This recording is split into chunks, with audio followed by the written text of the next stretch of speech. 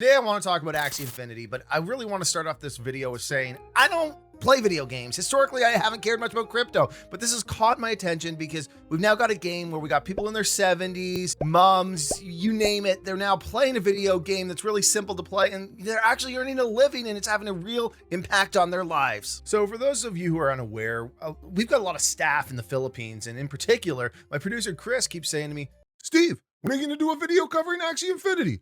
Have you looked into Axie Infinity yet? Hey boss, when are we gonna do that video on Axie Infinity?" I decided, you know what, fine, I'm gonna cover this, let's take a look.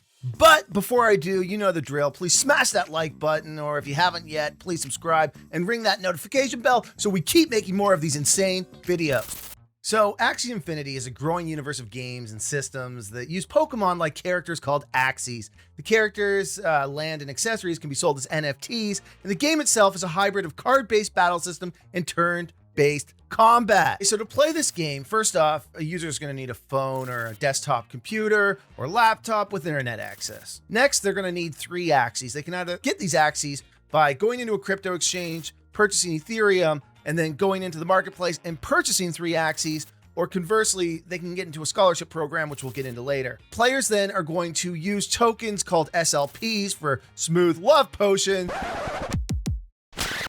and AXS for Axie Infinity Shards to buy land, farm, or breed Axies within the economy of the game, Lunacia. And since the tokens have value, players can actually use them to convert these tokens into real hard cash at any point, thus having a real impact on their actual lives. So like I said, what makes this game so unique is that it has created real-world economic impacts for people across the Philippines and Vietnam, where the game has just blown up. There's examples popping up in stories all over the internet, like I said before, about mothers and grandparents earning a living playing this game on their phone. So as you can imagine, for many people in the Philippines and Vietnam, starting off with 3 Axies creates a real economic problem because the minimum price these Axies are selling for right now is around $300 US each. If you're like me, you're probably interested in the venture side of this game. Who created it? How'd they do it? What drove them? And how successful are they today?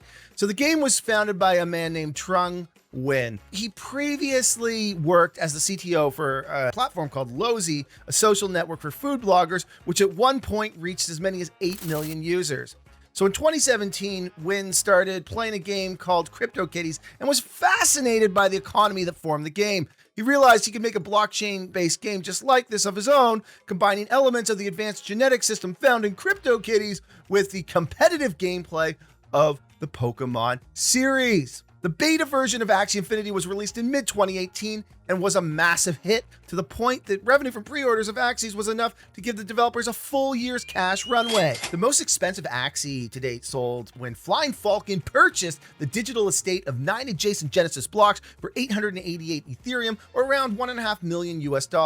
At that time, the transaction marked the largest non-fungible token transaction of all time. So the game's been so successful, there's been scaling issues. Developers created Ronin, a new Ethereum sidechain in June of 2020, designed specifically for the Axie Infinity community to support scaling and a smoother gameplay experience for a large number of users. So if you're watching this video from Canada or the US and wondering, how do I play this? It's kind of difficult because the Axie tokens are not available on major US cryptocurrency exchanges. Meaning if you live in Canada or the US and you want to play, you're going to have to be on one of the exchanges that carry additional risks, where you could find yourself unable to sell certain coins or have your accounts frozen altogether, which is a whole topic we'll save for another video. So really I want to cover this topic because I think play to earn games combined with NFTs could easily explode into a new category that has investors frothing at the mouth. Of course, these games only work if they reach mass adoption, and there are only so many people who are allowed to play games like these, creating challenges, with regulatory bodies. I think it's worth putting this on your radar if you're a Canadian or US small cap or venture investor, because what we have here is a game that came out of nowhere that has